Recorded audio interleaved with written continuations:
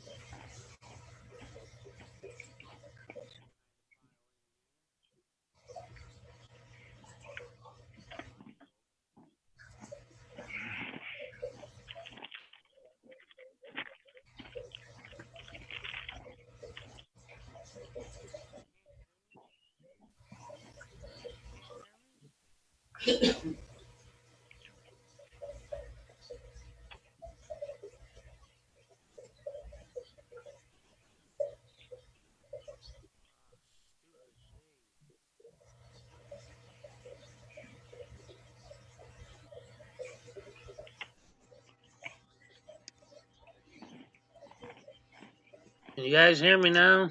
I just switched microphones. Hey, Rika. So you can hear my aquarium. Fusion Center. Oh, the Fusion Center's here. Yeah, I don't know something's up with this little USB sound card thingy I have. I don't know. Saying they can hear you.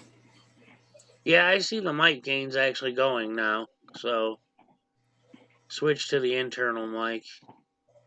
Not as good, but it works. So, yeah, original dog farts. That name still kills me. Hello, Larry.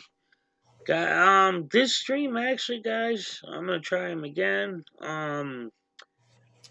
If you guys aren't familiar with a user by the name of Ozark Hillbilly, he's a good, very big supporter of all of us, and he's helped a lot of us.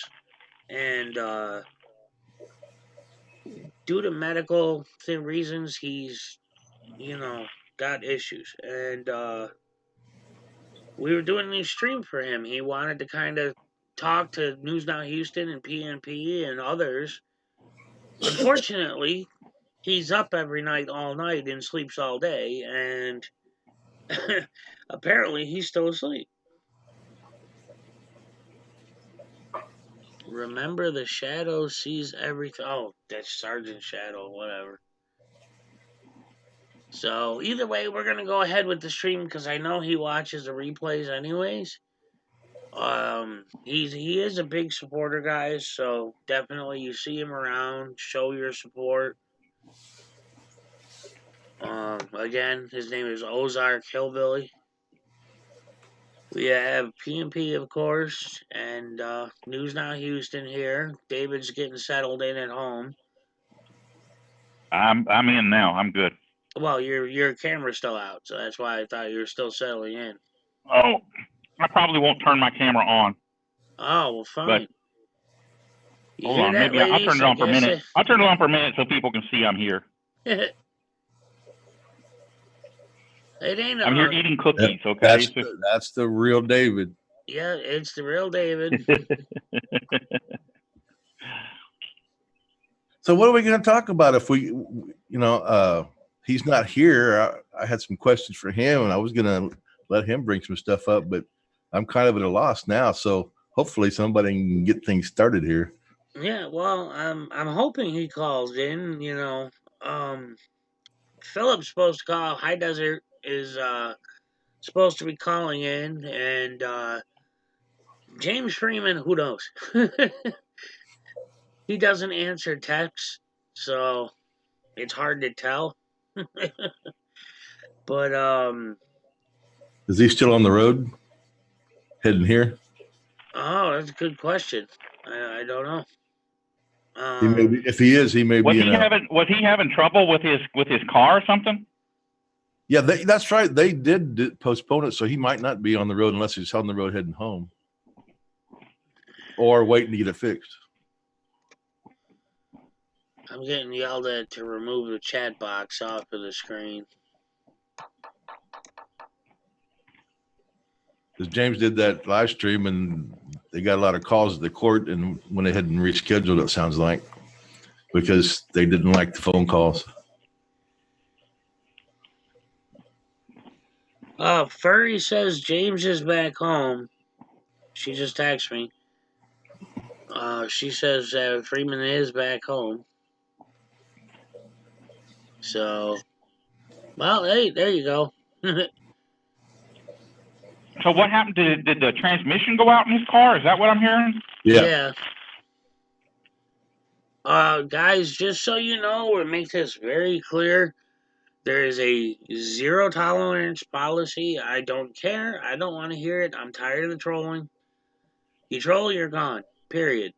And due to legal circumstances and open situations, David will not be discussing his case. So don't ask.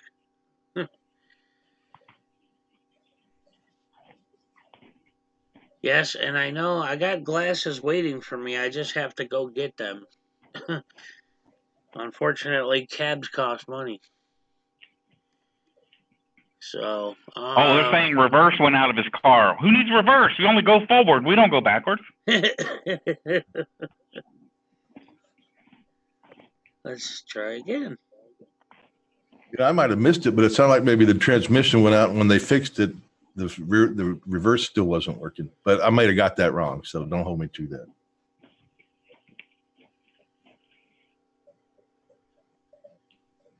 Oh, they lent James a truck to get home. They gave him a loaner vehicle. Hello, you're not available now. And High Desert might be. It's easy to get the time screwed up, so maybe High Desert's thinking it's not time yet. Oh yeah, well, that's true. That's High Desert. I didn't try High Desert yet. Let me text him, tell him that we are live.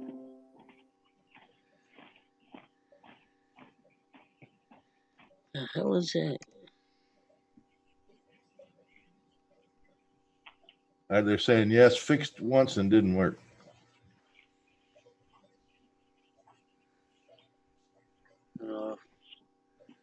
Let's see. Hello, Kim.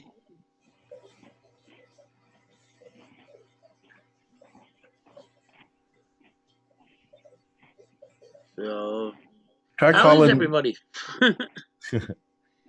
Try calling him again, not High Desert, but the guest, and see if. Yeah, I just tried him. I just tried Ozark.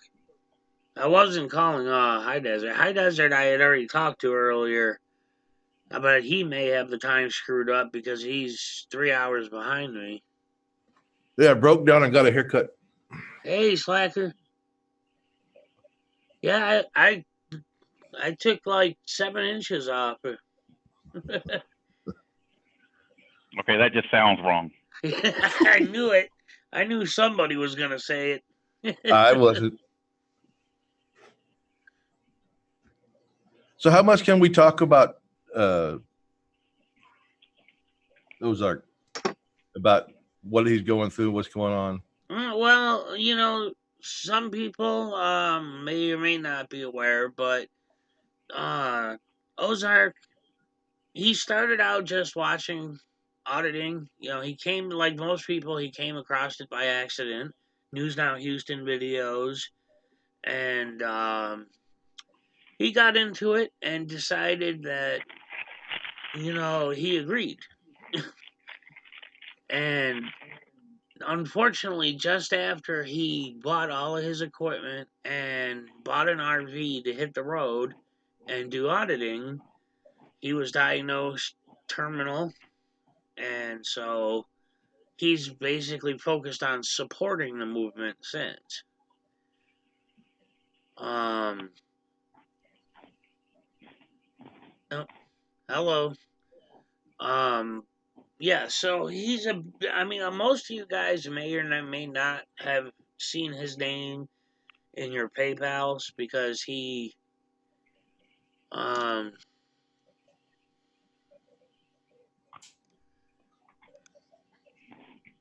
Wait, hold on. Sorry.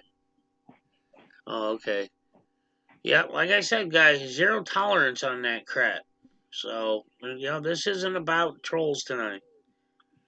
This is Hey, about I see Ozark. somebody. I see somebody in the chat.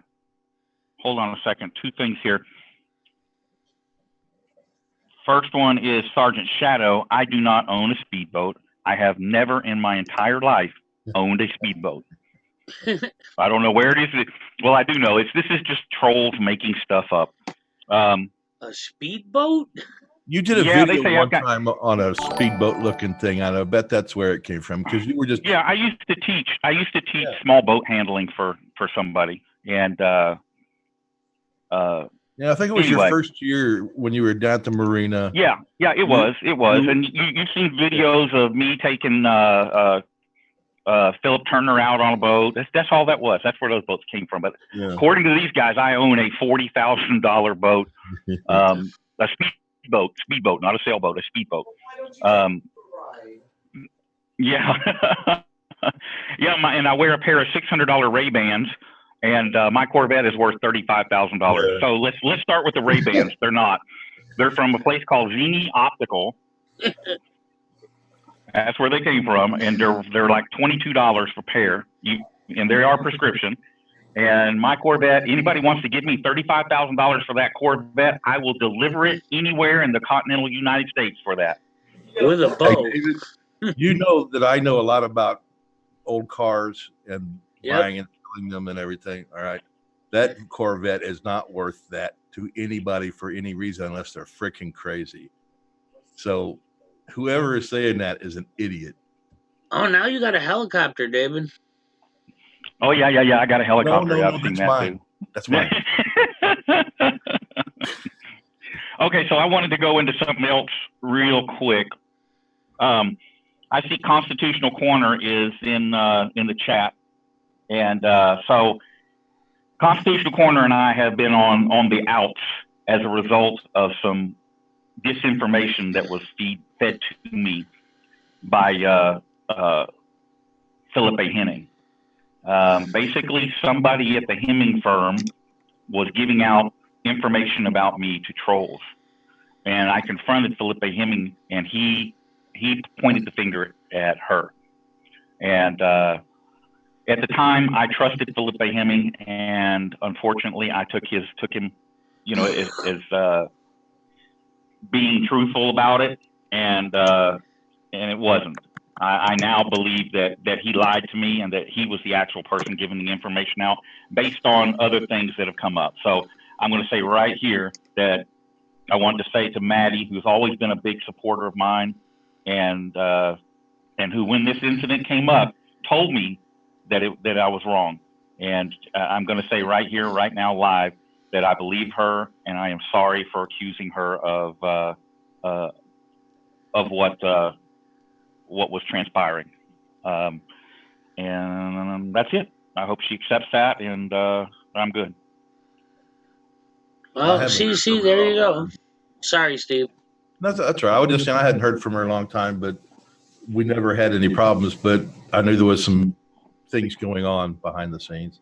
But I don't talk about that kind of stuff. I try to avoid it as much as possible, as you know.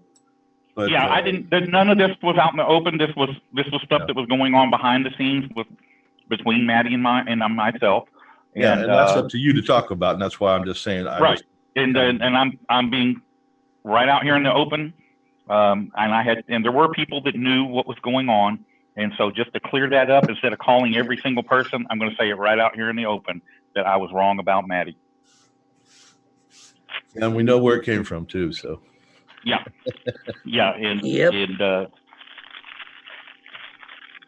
So, Maddie, there you go.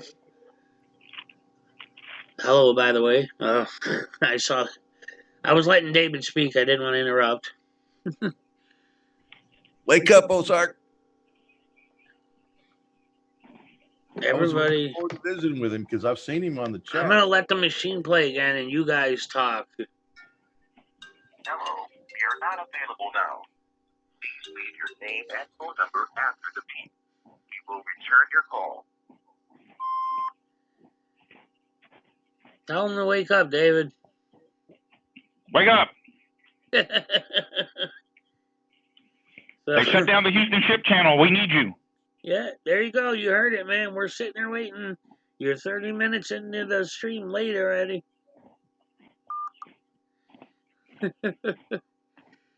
Like I said, guys, he is terminal, and he does spend he's up all night every night dealing with his pain, and he tends to sleep the day away most of the time. So I apologize for the missing participant here, but he will watch the replay, so that's why we're going through and doing it anyways. So yeah, High Desert's, he's supposed to call by now. Let's just call him.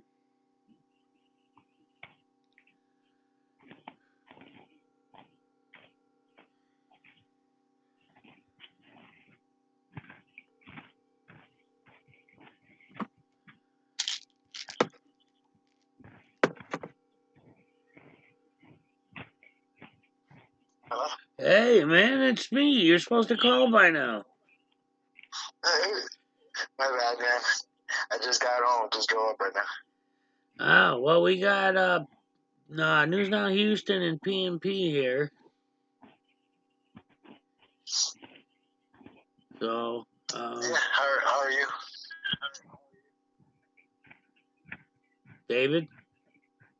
Oh, I was talking What? to you. Oh, me, I'm all right, man. I'm still getting over the pneumonia. Still got some of the chest cold, but I'm getting there. Oh, right on. So, our guest of honor, like I mentioned in text, he sleeps it off during the day, and apparently he's still sleeping it off. But we're doing the stream anyways because we know we'll watch the replay. Yeah. So, MD says you're holding up the internet. My bad. Now, I think he meant in a good way, like you're doing good, you're holding it up. Oh, I thought you said because I called him. I was a little bit late. Oh, well, who knows? Either way, we'll interpret it that way. Who is this? I'm Yeah, P- just it's nice weather out here, man. We're just out enjoying the day with the kids and the grandson. Okay. Yeah, it's PnP. It's High Desert. Oh, okay. Let me turn this up a little bit. I just talked to Maddie. That was Maddie. And she said she has no animosities, done no regrets towards David, but she's not going to be doing auditing. And she's going to be doing more like Jeff Gray stuff, investigative stuff, I guess is what she's talking about. And she said there's no hard feelings. Well, that's good to know. If she's got my number, she can call me anytime. Yeah. Well, we've stayed. We never had any words or anything or any problems. I left it open for her to contact me and vice versa. And that's why she just called, because she is watching and just wanted everybody to know. Okay. Oh, Can you hear them okay, Philip? A little bit, kind of like in the background, but I can hear him, but it's faint. Now I can hear the voice better. I turned it up. Yeah, I'm trying to get the volumes all situated here. Well, I had mine turned down while I was on the phone, and it was so low I couldn't hear very well. I can hear Steve a little bit. That volume's up. There's so many different. Everything wants control of the volume now, so it's like I got the OBS trying to control volume, but yet the meeting software is trying to control the volume, so it gets kind of skewed. Yeah, no, I think I'll be okay. So, Well, I can hear him fine now. I'll move my mic over to see if that helps on my volume. Okay. Yes, Landley, that's who's here. Hey, Tex Rose. Um. Anyway, so yeah, Philip, how have things been going out there, man? Any new audits or something we can look forward to? No, you know what? I'm just gonna start concentrating on Vegas more. I'm about 100 miles from LA, so with traffic, like if I leave here at 7 in the morning, I usually don't make it to LA till after 9, around 9 o'clock. So I'm only 2.5 hours away from Vegas, straight drive. So I'm gonna start concentrating on Vegas more since LA's got plenty of activists, SGD and West Coast Digital, and all those guys are holding down LA. So I'm gonna start concentrating on Vegas more. Last time I went there, when I left, there was 5 more auditors than when I got there. So we're just trying to connect with the public and trying to get more people to come on and grab cameras, out there. Well, Vegas definitely needs some more attention, and I love that part with the young guys yesterday, the video. Yeah, Vegas is scary, Steve. I'm even scared of that place, man. But there's no going back now. But yeah, when I was in there last time in jail, I've never been treated so bad, and I've never seen people get treated so bad. I think that place is they treat people like you're in another third world country prisoner. Yeah, it's horrible. I've never seen nothing like it, man. Well, that's not really surprising coming from where the Vegas came from in the first place, with all the mafia contacts and all the gambling money, and the police get to do whatever they want pretty much. Well, and their union out there is one of the best financed unions behind New York and Chicago. Yeah, it's bad out there, man. But I don't know, man. I'm not easily scared off, even though I do get nervous every time I go out there. I even told my kids, I might not come home one day from Vegas, but that doesn't deter me, man. There's a lot of work to be out there. We got 9 channels, 10 channels out there now. There was only 4 or 5. So, I'm going to keep going. Hopefully we can build up like 20, 30 channels or more out there. And they definitely mess with enough people out there there's definitely a lot of people that have the potential to become activists out there because they mess with so many people. So, well, I support what y'all are trying to do out there in Vegas, and if anything I can do to help, let me know. Yeah, thanks. It's up to their community, all we're trying to do, how that is, Steve. We can only take care of our backyard, and what I'm trying to do is I'm trying to encourage people to take care of their own area, because we can't swoop in. You can't put a big Batman sign in the sky and expect us to swoop in and save everybody. We're trying to teach people to save themselves. So yeah, we have our work cut out for us for sure. Well, I think it helps having a big name out there and somebody that's been at it for a while and well respected out there. So, you're helping get that going out there. And, it's part of what we've talked about, not you and me, because we haven't talked a lot, but in general about going to places and helping them get that community built up, and then moving to another one and another one, and sending people that are well-versed in how to handle things and got some backing, so they can have some financial support and physical support as well. So kudos to what y'all are doing out there. Well, they need a few good lawsuits against them and get slapped down in federal court. That'll get their attention. Yeah, at this point, not to say I've done it all, but I pretty much have faced most situations I'm going to face. I've been thinking on how to use my channel for to the next step besides auditing. And I've noticed that I can use my name to create other auditors wherever I go. So I think that's what I'm going to start doing, because if we don't encourage anybody else, and we're just making videos, and I ain't really in this to make videos. I got other things I could be doing. So yeah, I want to make this count. You know, we got a lot of eyes on us now. I have a lot of eyes on me, so I want to make sure that I use that in a positive way and try to encourage other people to pick up a camera. So, well, and you know, as an auditor, and I'll say this for myself, and I know a bunch of people will agree, is they can, if we do whatever we can to bring in new auditors, if they take us out, there's still more, and they'll bring in more. So they can't stop us. Yeah. You know, they can stop 1, 2, 3, 4, whatever, and they're always probably going to go after the biggest guys with the biggest names. So I don't have a whole lot of problems with them right now, but I haven't been out auditing as much as a lot of you guys either. So just the fact that you're bringing in more people, you know, I've brought in some people, not anywhere near you and David or lots of the others, but I feel good just about being able to bring a few in every once in a while or help them get started. Yeah, that's the whole goal. I mean, what do we do? Just to keep auditing is good, and keep exposing. But at the same time, I mean, if we're not really, if my videos aren't encouraging another person to educate themselves or pick up a camera, then at this point, after 3 years, I would say I'm failing. You know, so yeah, that's really my goal.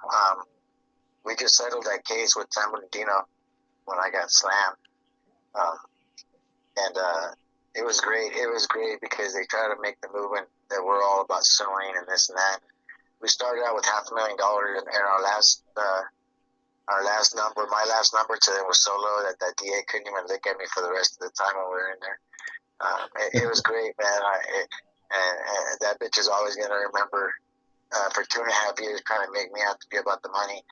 And at the end, to have them growling, not to want to go to trial was great. And nobody knows, but, you know, I did this on zero budget.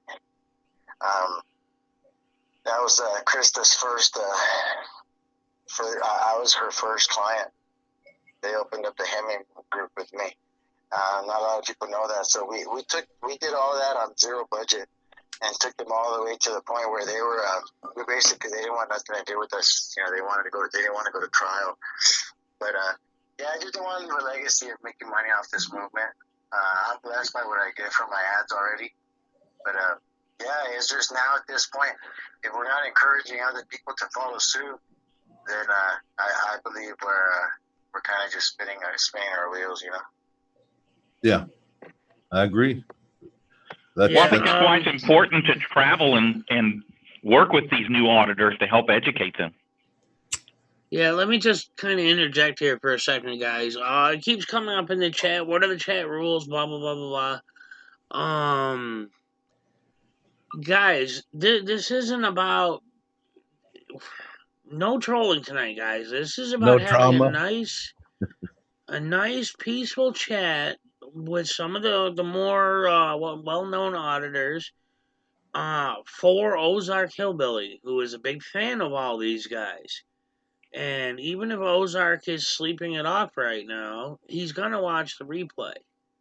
So this isn't about trolling or David or any of that crap. So please, Beaver PnP is reading the chat. So I'm missing some of it, but I'm looking at it. Beaver can. Yeah, guys, be respectful. This isn't about News Not Houston or High Desert or anybody else. We're doing this as a favor to a supporter who's going through a hard time. So if everybody could please put all your bullshit aside and have some respect. You know, we're all trying to come together. You know, we're all men, and I think we're all adults. I think we could put our differences or whatever anybody's got aside to do something good for somebody, you know. So for those of you guys who are trolling, you know, shame on you guys, man. Grow the hell up. Yeah, Steve. Well, they're doing this. All they're doing is helping the cops tear things apart, and that's how we don't need that. Yep. Yeah. Steve Pinder just made a very, very valid point. He says too many new auditors don't want to hear critiques, and that's very true. That's true, but at the same time, you know what?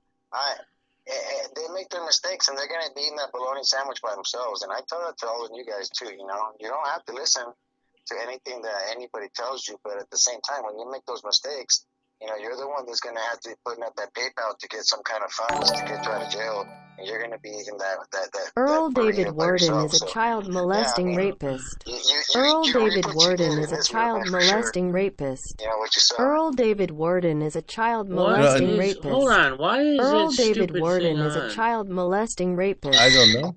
Liar, liar, Sorry, liar, guys. liar, It liar, texted. liar, I don't liar, even know liar, who did liar, that liar, or liar, why. liar, liar, ho. I gotta figure out how to turn that off. Hold on.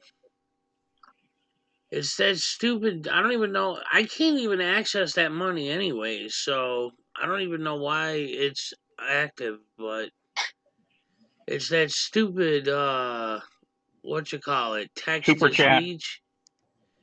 Oh, Well, you know, when we're talking about people critiquing, you know, what I have seen is there's a lot of trolls out there that try to make it sound like they're critiquing, but they're not really. They're just being jerks. And some people are coming there and you know, it's sometimes very hard to tell when somebody writes something exactly where they're coming from, whether they're trying to, they leave a word out, add an extra word, and they don't mean it mean, but it sounds mean. You can't tell, especially when you read so many mean things that are said, you automatically take it wrong. So you might want to look at that when, especially when you're new and getting used to, you know, thickening up your skin a little bit. Take that in mind, because I still do it myself. I make a mistake and I think somebody's being a jerk, and I write something back and they say, oh, well, I didn't mean it that way, or it was facetious, you know, something. So don't always assume that the way you read it or the way that you took it is right. Yeah, that's true. I've done that too, Steve, and I've had to apologize. Some videos you get a bunch of shit, you know, and I've made the mistake of doing that and reading that out of context and I had to apologize. So yeah, that is true. I've made that same mistake. Yeah, and sometimes it's us that we read it wrong or take it wrong, but sometimes they say it wrong, and it just sounds that way to anybody because they were in a hurry or they weren't thinking. And sometimes it's because it's from another country who English is their second language and they're not quite educated on the proper way of writing things so we understand what they're saying. Yeah, I had a lady who was typing all capitals and somebody got on her and said, "You think you're important?" Yeah. And she said, "No, honey, I just can't see very well." And the guy, I even felt bad for the guy, you know, because at that point you're like, oh, you know. Yeah, well, I've made a fool of myself a few times answering some people, and then got corrected. And you know, I'm human. We all are, and I think we can take that lesson to each other inside the community as well. Sometimes things aren't said properly or misunderstood for whatever reason, and it's better to clarify amongst ourselves and have a little discussion with them before, you know, going off half cocked and being pissed off at somebody, whether on video or off video. Yeah, you know, I remember I personally like the old days when we first came into the movement, when nothing was said, when it wasn't about any of the channels. I remember the days when I first started where we never commented it or did anything negative, or nothing was ever known about the auditors. And I think that served us well, because to be honest, it's not about any of us auditors, you know. And I have proof, because if News Now Houston quit right now, the movement would keep going. If I quit right now, the movement would keep going. If all of us here on this chat quit, the movement would keep going. So that's proof that it's not about us. You know, this is about our country, and this is about trying to open up dialogue with as many people as we can, even if it's in a way that maybe we don't agree, but we can agree to disagree, and maybe change somebody's heart to plant a seed, you know, and in that process you can learn off of people that think different than you too. So yeah, I think we just need to open up our minds a little bit. My fight personally is not with anybody, but with the government. So I really don't care what anybody says about me. I don't really care. You know, I didn't start this to fight anybody or troll or whatever. I speak my mind, and you know, anybody knows me. Tell me anything. I got no problem telling you to fuck off. But yeah, I'm not in this to fight with anybody but the government. My eyes are focused. I got my blinders on. If you're not with the government, you're on the sidelines, because I'm not gonna fight with anybody. Yeah. No, if you don't like how somebody handles their audits or channel, then don't watch them. Watch the ones that you enjoy and that you promote and believe in, and the rest of the drama and BS just needs to be left behind the scenes, because like you said, this is not about us. This is about the government and fighting back and educating and gaining some of our freedoms back and getting our government, who's supposed to be working for us. They're our servants. They're not. I tried to even now training myself not to use authority figure. It's public servant or servant, because they're not our authorities. They work for us, every damn one of them. You sure can't tell sometimes. It's true. They don't act like it. We see that all the time. Even it could be from one of the lowest paying people or lowest paying positions in the government, and they think since they're a government employee that they're something special, and they're not. They're just servants. That's it. Yeah, somewhere along the line, for me, I'm just trying to let them realize that the government there's no line drawn for the government. The government is all of us. And I think that's what they get the mistake. That's why the postal workers think just because they're government workers and that word government, I think they get taught that it's a two-tier system, two-class system, and I think that they get led to believe that because you're in the government, you're in one class and everybody else is in another, and that needs to be gone away with. Yeah. Well, somebody just brought something up that I've been meaning to comment on for a while. They're saying that bad auditors cause new laws to be made that restrict us. And so here's my take on that.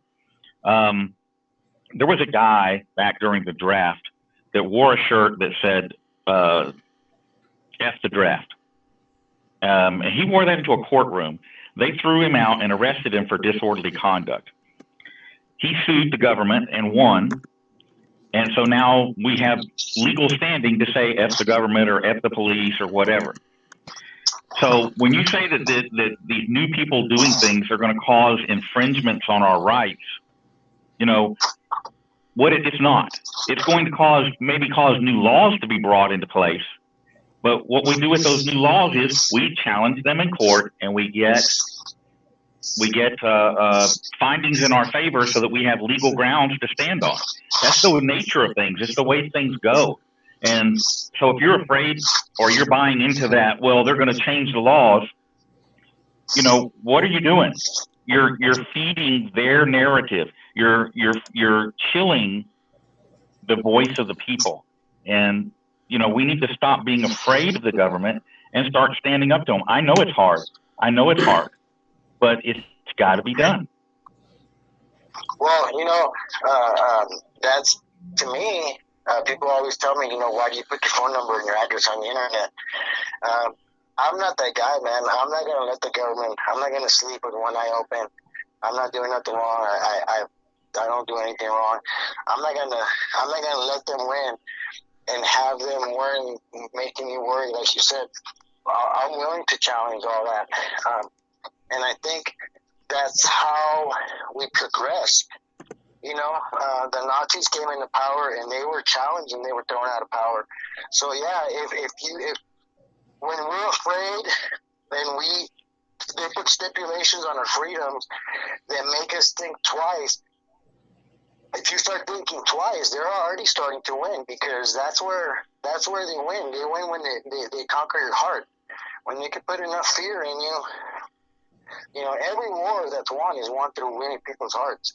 And you can't win. Your heart will never be stable if it's full of fear. And that's what they bank on. They bank on like Las Vegas. Half of the cases that get brought into Las Vegas get dismissed, and they just pay off the rest of the people because they got so much money. But we have to do something to make that a deterrent. So Earl David Worden raped his daughters. Earl David Worden raped his daughters. Sorry, hold on. I thought I turned that stupid Worden thing raped off, his daughters. Earl David and Worden raped his daughters. And he raises a good point, and what I was saying earlier is we got to drag them into court and cost them a lot of money. And that's when I think you've seen that. You've seen a big movement of that. People are not afraid anymore, and people are standing up. But yeah, if somebody's freedom or if somebody else does something that causes a law to be passed, then we have to challenge that law. Because if that law is being passed because somebody's exercising their freedom, then we have a right to challenge that law too. Now, hopefully, one of these days we'll get to the point where there's enough funds to start being able to take the police officers themselves into court. And I say enough funds because you're probably not going to get much of a settlement for suing them.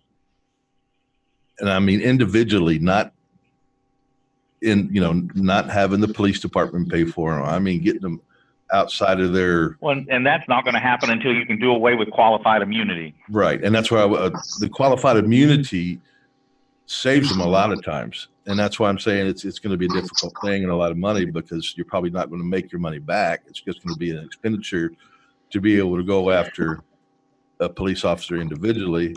And you're probably going to have to catch him really screwing up bad, to make it easy. But we've seen those videos too, where they totally, intentionally go out of their way. We have to go out. We have to start going after these unions too, because that Port of Stockton video where that Asian cop wanted to take off his gun and fight me.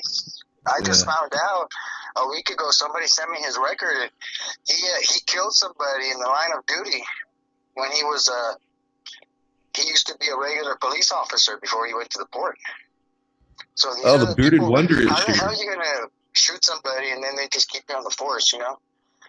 That's the crazy part to me, is the fact that they have so much money behind them that there's no they don't have to be afraid because the union backs them up, and it's 1 out of 100 officers that gets caught or does anything wrong gets in trouble, and that's what we have to change, because those unions are freaking powerful. Those cops, they're just so brazen and so bold because they know they have, they can get out of most of the trouble that, anything they do. And it is disgusting, really. You see the well, and that is the thing. You're hitting the nail on the head. The unions, they are just unbelievably powerful. People don't realize they put politicians in office to get things done that are favorable to them.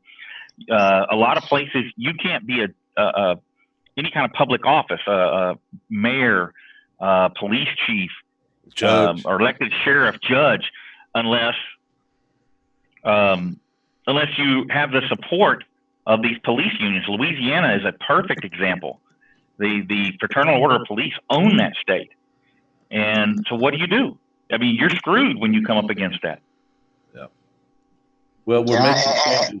And that's been set in place. And the reason is why we need more people is because that's been set in place, David, for so long. That is just a system that's been set in place, and it's just the way business is done. And until someone challenges that in that area, and that's why we need to encourage people in every area, because what do? You can only go to Louisiana so many times, and it takes, we have to protect our own properties, our own yards, and for the people in that state, somebody has to take up that fight, that fight, and become the voice for the people. And just like all the people in Texas, you guys are voices for the people in Texas. I'm a voice for the California people. So we need that's why it's so important, that we have to encourage other people, because we are limited. Even if somebody gave us $1 million, we're still limited to how many places we could be at. And eventually we have to leave it. If we don't leave a system in place that keeps doing what we do, then it's just sporadic little moments in time that we get to do things good, and then when we leave, everything goes back to normal. And we can't have that done. We have to make sure that we encourage people in everywhere. I agree. The Georgia guys are coming together and helping each other out, and I think there's 5 of them now, but I may be wrong, maybe a little more. But they're starting to come together and help each other out, and I love seeing those guys working together. Even behind the scenes, I've been involved in helping them, and we communicate, and they're getting it together out there. Yeah, some of these states, man, they're scary because nobody's out there, and these guys are starting in their own states, you know. But you know, God bless them, man. You know, we gotta make sure we back those little channels up, because the police, they try to pick off the small channels, thinking they're stragglers. They arrest them and nobody knows about them. And yeah, when I go out with new channels, man, I try to, as much as I can, try to get them numbers, so that way they can get views and be looked at as a legitimate channel instead of just, you know, Joe Schmo with the camera. So once you get your channel to a certain amount of views and all that, you know, with the numbers and everything, you can legitimize, instead of, you know, when you have 112 subscribers and you're getting 12 views, you know, per yeah, you know, you're kind of easy pickings, you know, if nobody knows about you, if you get in trouble. So yeah, we have to keep networking and building that web, you know, No, like the World Wide Web, but it's the auditor web, you know. Yeah, that's kind of where I got my idea from, you know, doing the videos that I do to promote the channels, is from your sharing is caring stuff, you know, early on when I first found out about you. And once my channel got a little bit bigger, I said, you know, I'm going to start doing some of that too. And it turned out that I do a lot of it, not as much lately as I have been, but I've been kind of busy catching up on things. But there'll be more of that, and I'm hoping to get the Georgia guys together and do a Zoom call. But it's been a little difficult with their schedule, but hopefully we'll get that done soon. Yeah, and a lot of people took that sharing is caring, and that's good, because, you know, in reality, that's how life is. You know, when you find something good, you want to share it with people. If you go to church and you find God, you want to tell everybody about God. You know, if you go find a good restaurant, you want to tell all your homies, hey, you know, I found a good restaurant, man, with some good tacos or whatever. So yeah, it's important for us to share. And I'm glad other people do, because, you know, if they take, I used to do a lot of it, and now if I miss somebody, I don't feel so bad, because I know that there's going to be 2 or 3 other channels that are going to do it, you know, and it keeps spreading. So they can't, if they take me away or take you away or both of us, they still got the other channels to help promote them and get the word out. So it's just like back to what we were talking about earlier. They can get rid of some of us, but they can't get rid of all of us. We're growing too fast. Yeah, that's why. And that's what scares them. That's why I mean about we have to all create a web. Each of our channels must create a web, because hopefully either when we're gone or if they take us out, our web can still catch people by encouraging them. You know, that's my whole goal at this point. You know, I try to reach out to as many people. I have people wanting me to come out to New York and everywhere. But yeah, that's what I'm trying to do, is I'm trying to just spin a web, so when I'm gone, you know, my web will be intertwined with other people's webs, and then we can still keep catching people, you know. And that's the beauty about this movement, is that whatever we post, it stays there. You know, it stays there for people to see, even the audits that we did when we first began. So yeah, I love this movement, man. I've learned so much, and I've met so many good people, and I just learned so much about myself and about my rights. I want to share it with everybody, man. I really think that everybody should know a little bit of what I know, if they don't, and know, you know, who they are in this world, you know. Yeah, guys, I'm gonna try to call Philip. If this hangs up on you, just call back. I'm gonna try to 3-way call Ozark and see if I can get him on the line. Okay, no problem. But I just want to make sure you know in case it hangs up on you. In the meantime, James Freeman has joined the panel. He's muted at the moment, but he's here. So what's up, James? I'm at home trying to get ready to go to San Antonio, and we got babies screaming, but I'm here listening, learning. What did you do to your Suburban, dude? What did I do to it? I fried the transmission pulling a trailer with it. Oh, man. It's still back in Arizona, too. It's not even that big a trailer.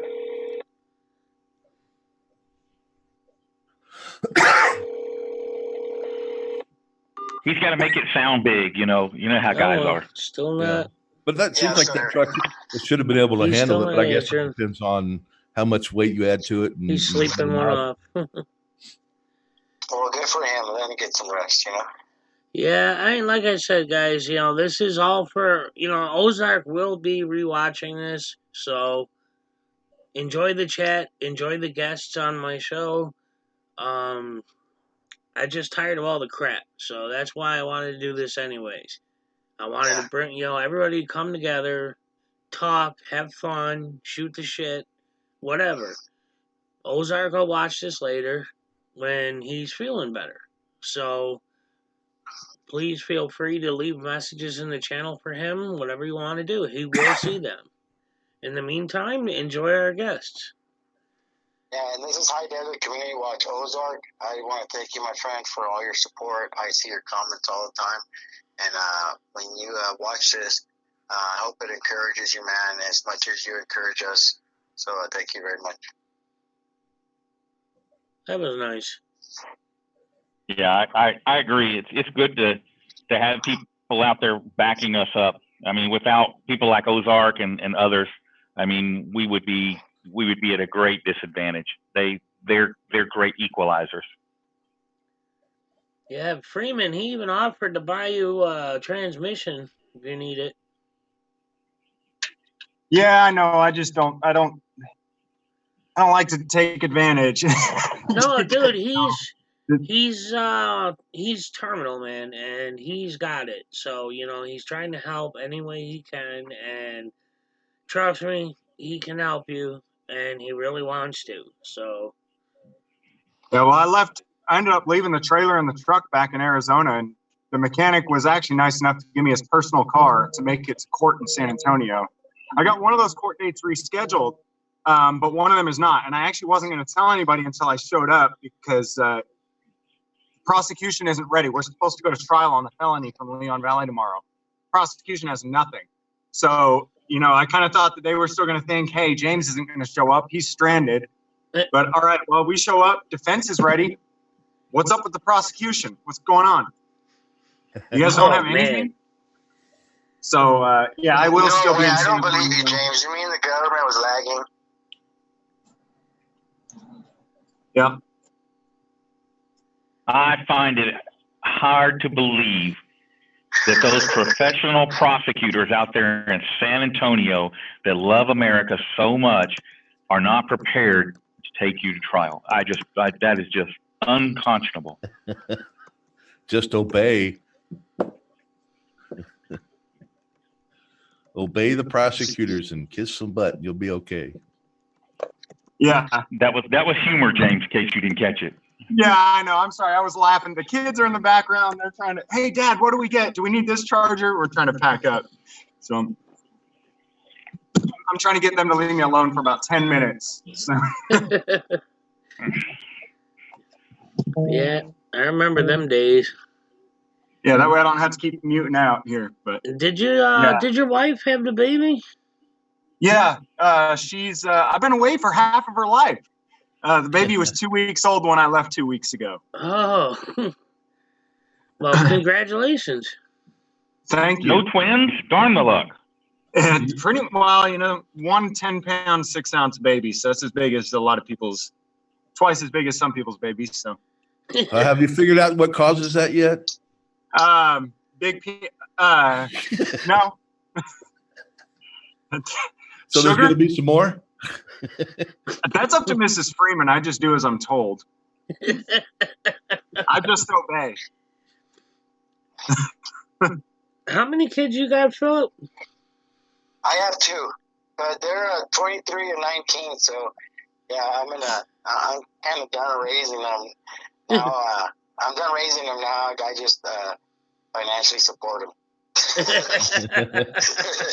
But I'm done raising them according to them. But I still have to pay all their bills and shit. So. Yeah, I figured out what was the problem when after 2 of them myself, and my wife fixed it.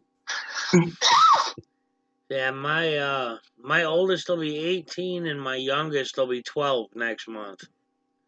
Oh, okay. So you're getting there. I got fixed, man, after I had my son. So Yeah, that's it for me. I don't have no stragglers or nobody running around. Hey, That you know of.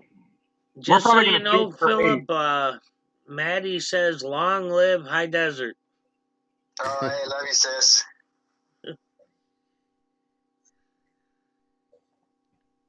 I think me and Mrs. Freeman are going to be shooting for 8 kids. Jeez. Dude. I knew you were warped.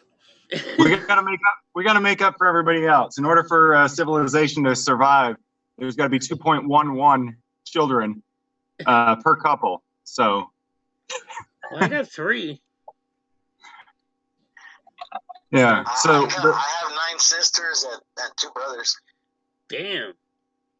Everybody's older. Mm-hmm. Yeah, I've got You're the 5 baby siblings. of the family.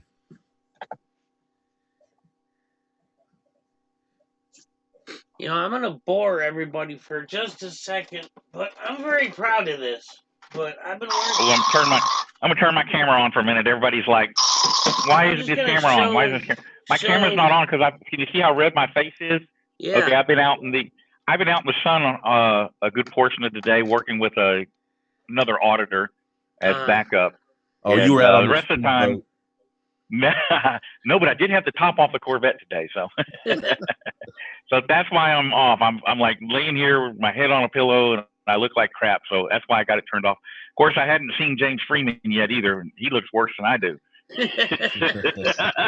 Now that everybody's being honest, I have mine on the phone because I'm ugly. So there. Well, I just want to look. I'm proud of this, so I'm just going to show everybody what I've been working on. This is actually a microcontroller. It's basically a mini computer with a bunch of relays and an actuator. So basically, it's going to be mounted on the door, so my mom can just hit open, and it'll open the door for her like a handicapped door. But she'll also be able to use the little remote to turn lights on and off and all that other stuff. So I'm pretty proud of it. So, you know, I've been working hard on this thing. So I went in geek mode for a while there. I wrote all the software for it and everything. So I'm pretty proud of it, but sorry about that. Good for your mom. Yeah, there's nothing like it when you put, you know, when you work on something for a while, then you push that button and you see it open for the first time. You know, you're just so happy that it works. Yeah, I know what that's like. And when it doesn't, Wait, some simple little thing. I forgot to put this wire there. Lan Lee says, James, you'd be welcome in Utah. Yeah, James that's is the next place I'm going to. Well, see, what people don't realize is James is going to be starring in the next Sister Wives. Oh, I can't wait for that. I can't wait for that one. Don't tell his wife. Sister Watch? What is that? I don't watch TV. Oh, Sister Wives. It's about plural wives. Yeah. It's about plural wives. All right. Yeah, good. James is like, oh yeah. And his wife is over there fixing to beat him with a wrench. Yeah, that ain't gonna happen. I've got one, and that's enough trouble. Anybody who wants more than one wife is crazy. Yeah. Yeah. Hey, Colorado Donkey. My advice would be for everybody is don't get married because remember, marriage is the leading cause of divorce.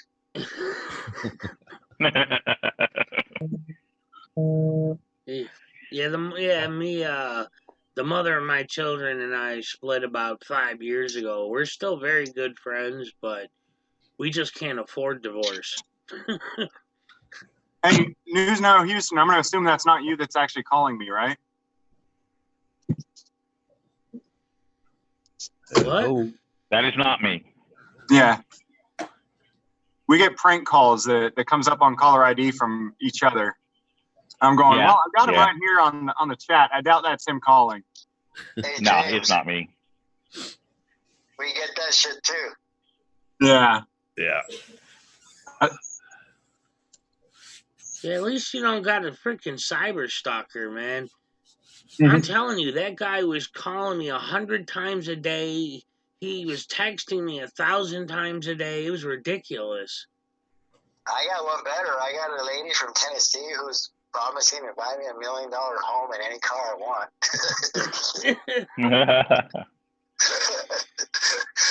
Oh, yeah. But your first clue is that you'd have to go to Tennessee. Oh. So anybody in Tennessee, I'm sorry, I will be not auditing in that state.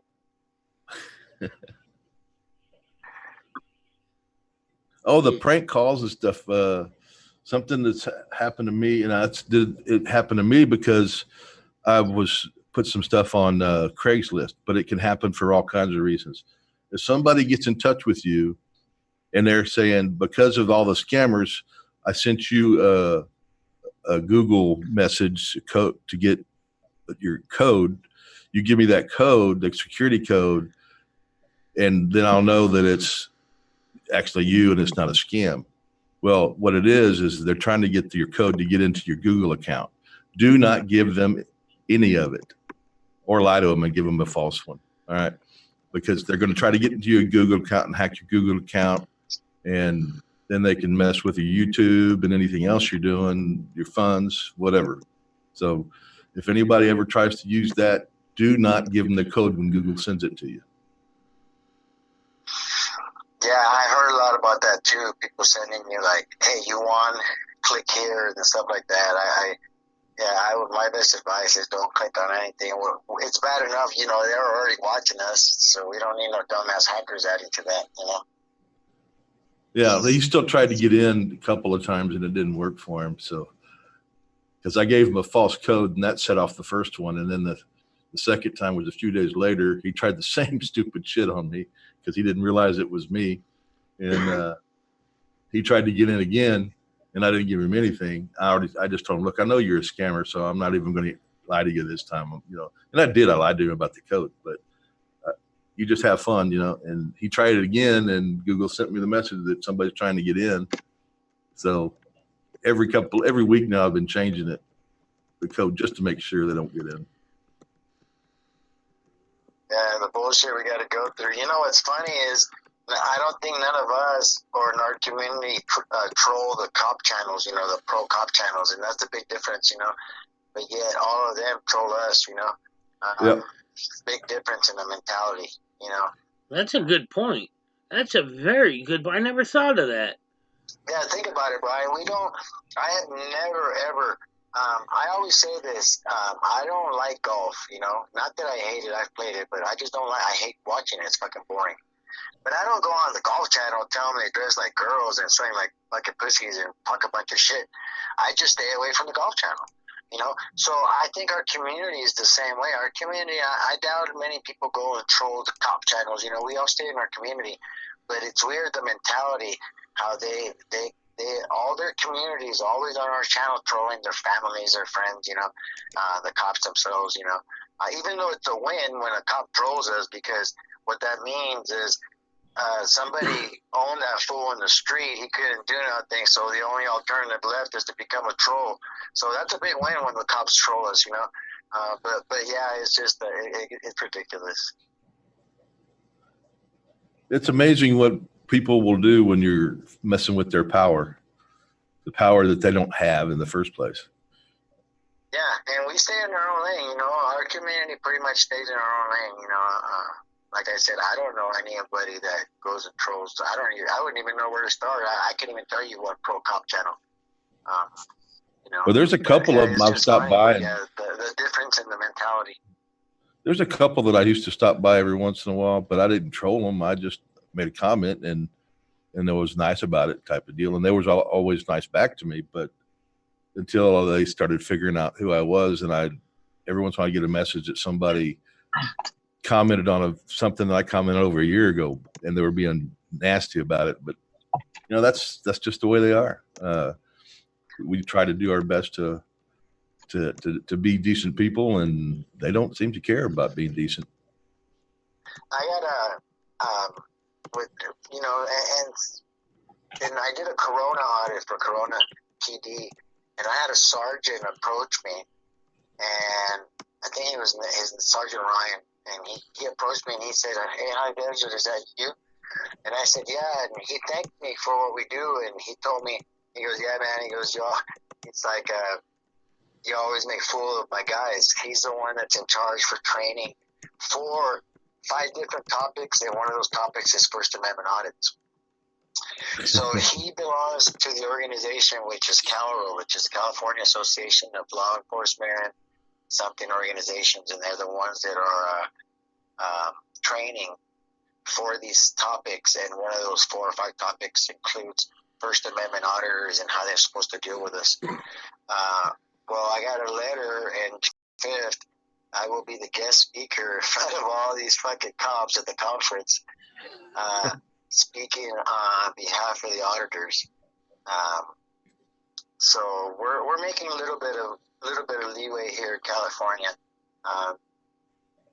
To think back a couple of years ago, I don't think they would have ever even thought of that. But that goes to show how much progress and how much we've been how hard we've been hitting them here in the Southern California area. That they actually reached out, and he reached out, and he's I'm one of the guest speakers. I think I have like a half an hour session and speaking and then answering questions. So yeah, it's we're making progress. You know, we got to just stay on them. Who cares what the trolls say? Who cares? There's officers out there that are they want to do the right thing, and you know, in reality, if they let us win, I don't see nothing negative coming for the police if they were respectful to us and stop arresting people when we showed up. I think it would help them in the court of public opinion. I think it would maybe bring back a little bit of trust, show them in a better light to the community.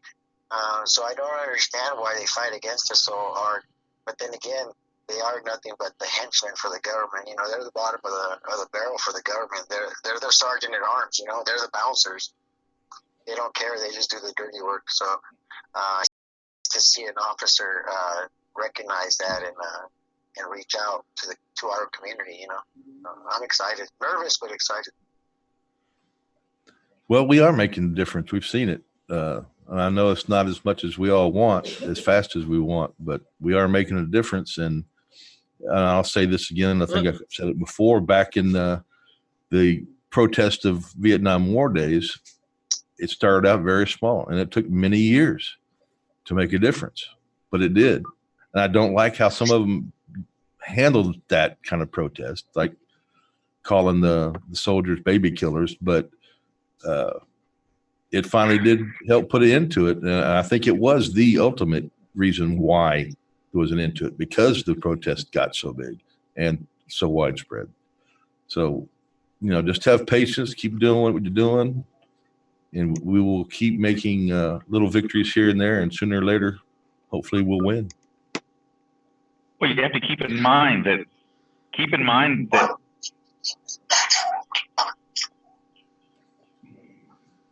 we lost you, David. Somebody there was an older black gentleman that told me one day, he said it was a lot of Martin Luther King had to walk a lot of miles before anybody paid attention to him or he made change. Yes. Can y'all hear me? Now we can, yeah. Can you hear me? Yeah. Yes. Okay. What I was saying was, remember, the police unions and all of that stuff have been really coming together since the very late 80s, early 90s. So they got like a 30-year jump on us. It's going to take us that long to catch up. Well, I was staying back. The union was already there, but they were getting collective bargaining. And this is the San Antonio area, and I know it was happening in other areas. But I said then, and I was a young man when that was going on, I said then that's a big mistake, and it's going to cause big problems. And it has. It's put too much power in the unions.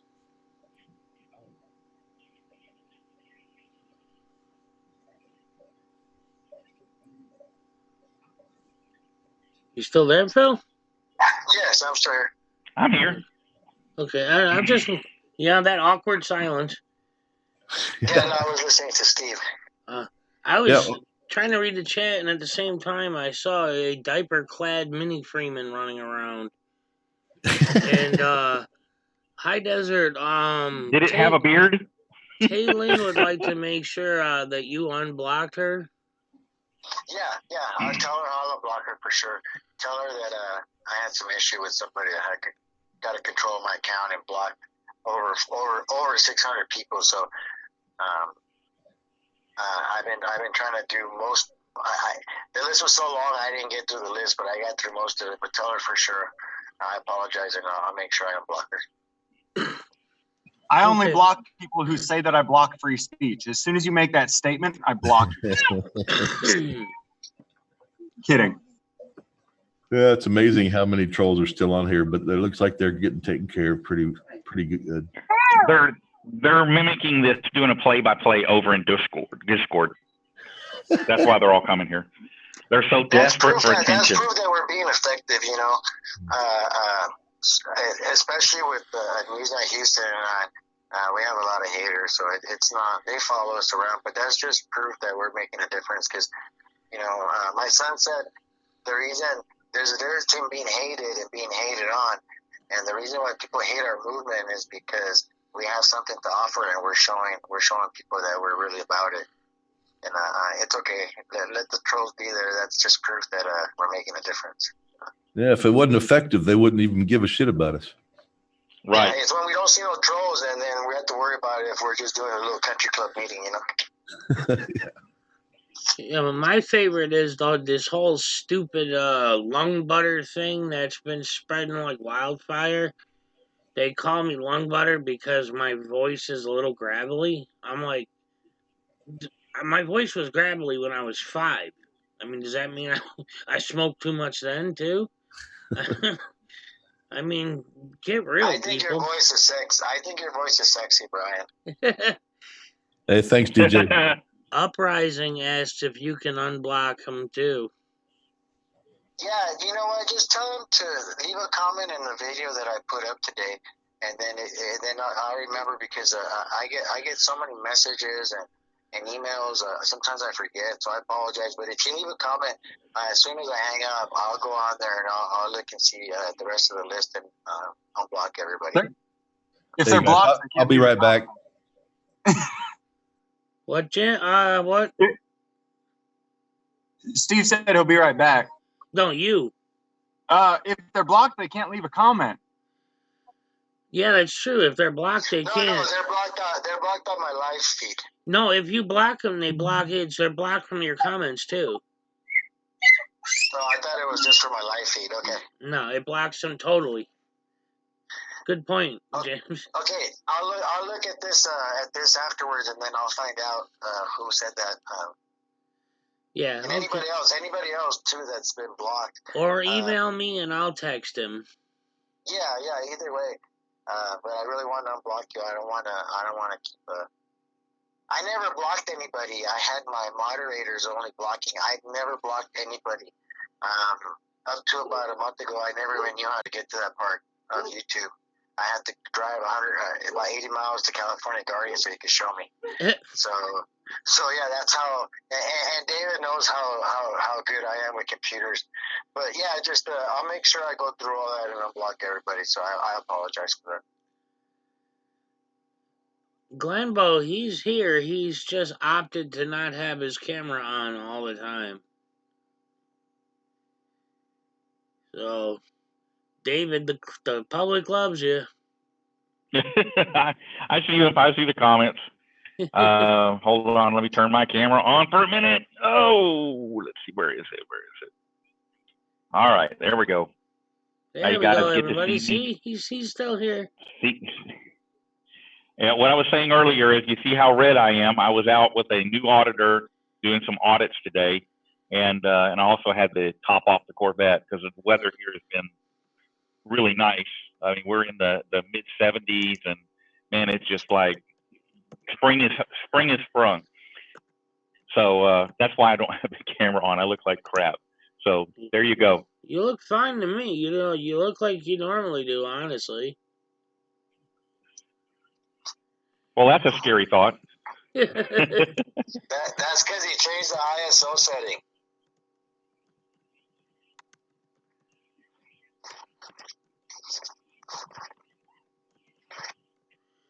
Sorry, I'm trying to answer somebody in the chat.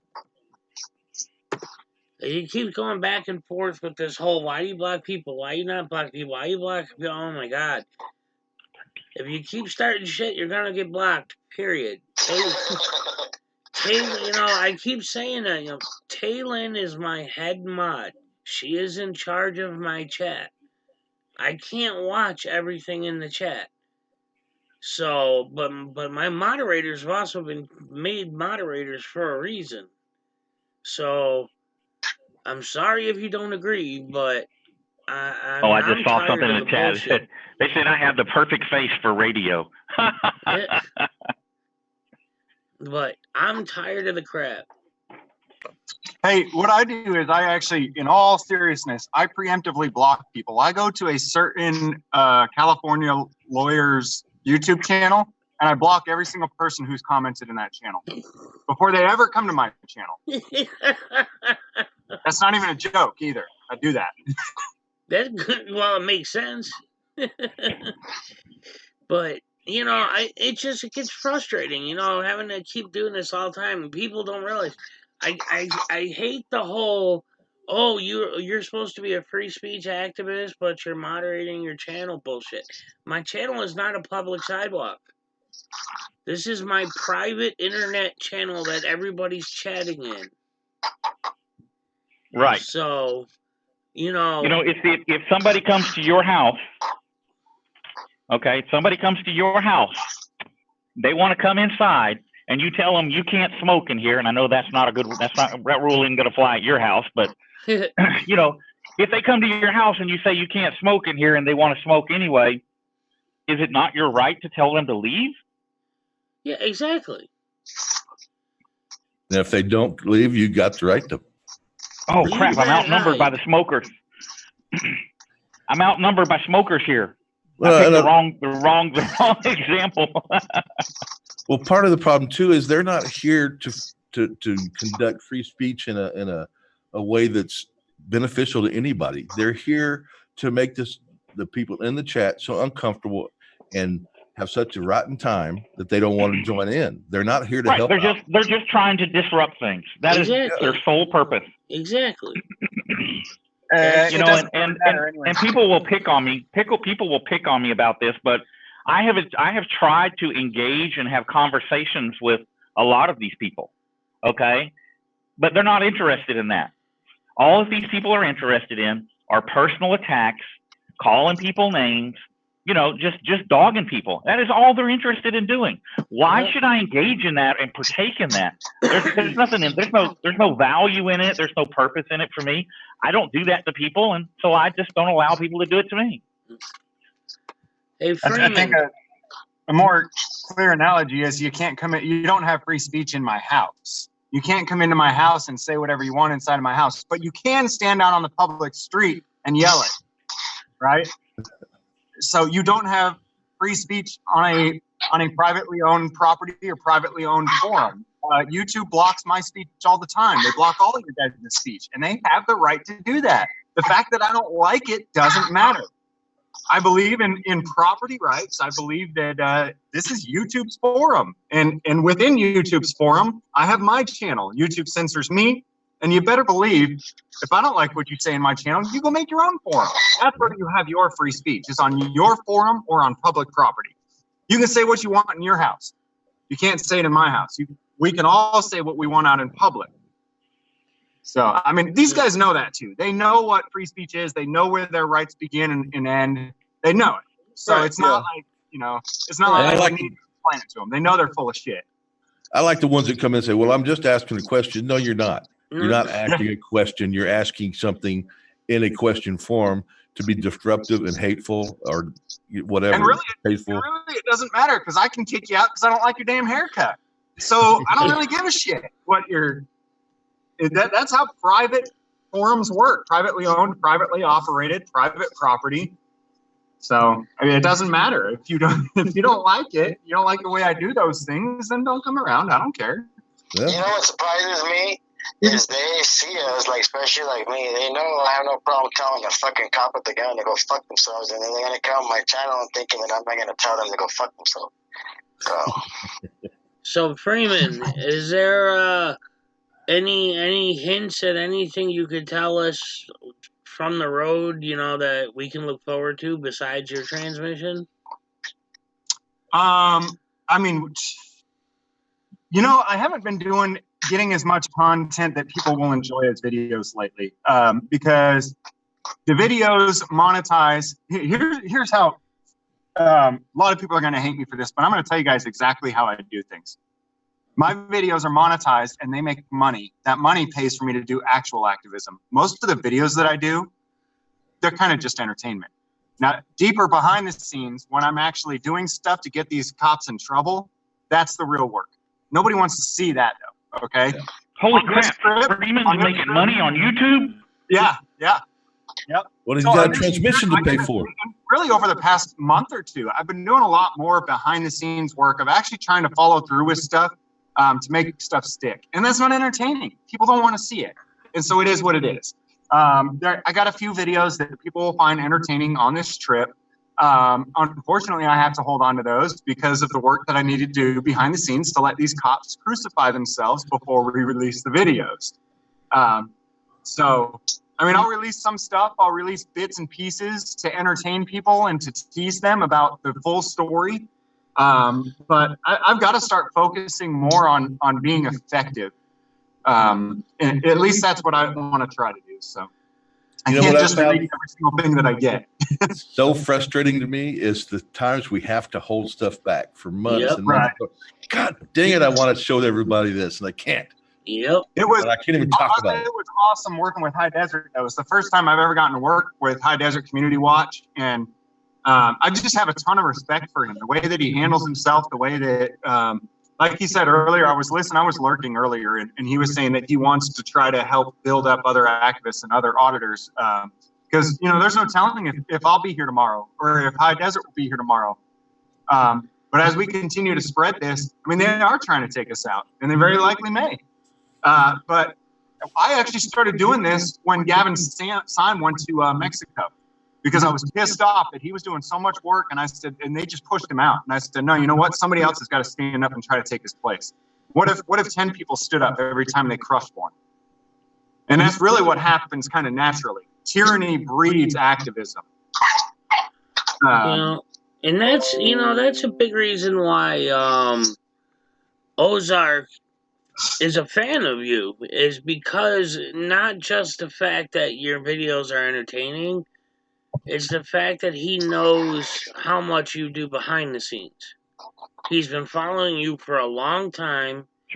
Even, he told me flat out, he was very, what's the word? He was a silent watcher for a long time.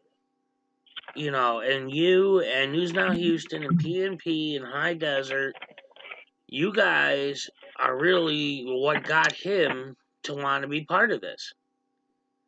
So, it's unfortunate that he was dealt this hand, but I know he'll appreciate the fact that you guys all showed up just to say hi. So, yeah. High Desert knows what it's like too, working behind the scenes. He just settled this first case from 3 years ago, and people are always wanting these updates on our cases, and they're like, "Oh, you're not following through with stuff," and "Oh, what's the update on this?" There isn't one. Yes, we're working on it. No, we can't tell you all of the details at the moment. In 3 years, he was on that case until it settled, right? Yeah, like Silent Citizen, his first one took 3 years, and the other ones haven't been settled yet. Yeah, a lot of people just want that instant gratification of, oh, we saw a cop act up. What happened to him? Well, honestly, hey, I wish they'd settle instantly so I could give that instant gratification. What's that? He said he wishes they would settle instantly so he could get that instant gratification. Right. We would love that. That's not the way it really works, right? And honestly, a huge chunk of the time, they're not held accountable. And if anything, that's what's worth showing, is that, yes, they do get away with it most of the time. Because of qualified immunity. Yeah. Yes. And if nothing else, we at least showed that, though, right? Is that not enough for, to show people that, hey, maybe you used to think the government was accountable. Now you see that they're just not. And Right. There are so many people who don't understand or didn't understand how this all works, and they're learning from our videos. Yeah. Yeah, I've had three cases, and my son one case, and I just completed my third year in February. And like my video where I got slammed in probation, that was March of 2016. It was just a month into my activism. We just settled the case February 2019. That's how long it took.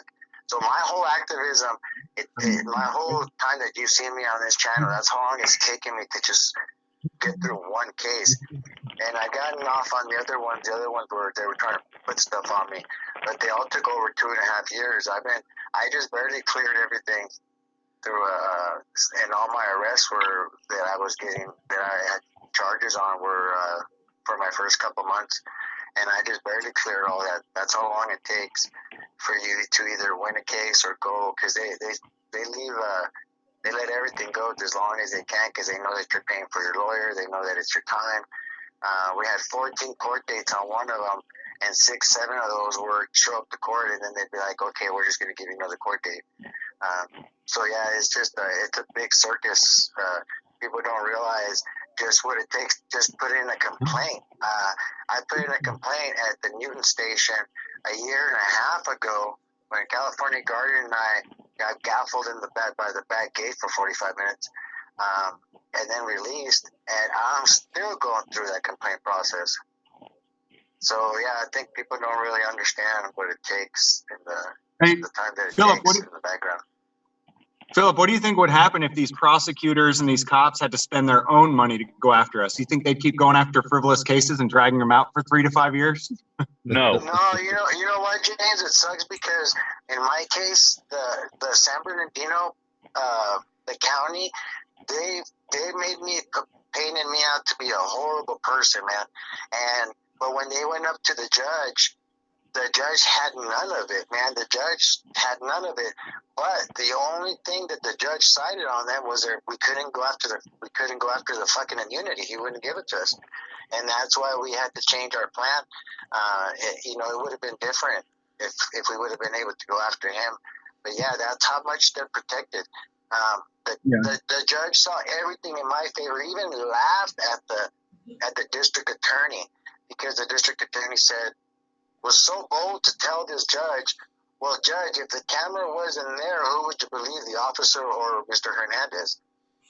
That's how bold the district attorney, and then said something about, because the 148.G covers the photography of the officers, not the buildings, and the judge had none of it. Said, well, so what are we going to do, arrest everybody that takes pictures of the White House? But when it came to the qualified immunity, it was like we had a whole different judge. They didn't budge. They didn't want nothing. They would not go after. They would not let us go after his money. There's a big obstacle there to leap over, but I really think we'll get there. We just got some other wins we got to get underneath there, taken care of first. Yeah, well, it's kind of like First Amendment strike team. The case he just finally won. People didn't realize he could have settled that case long time ago and walked away with just a financial settlement. He opted to fight for policy change and refused to accept any plea deals, any agreements.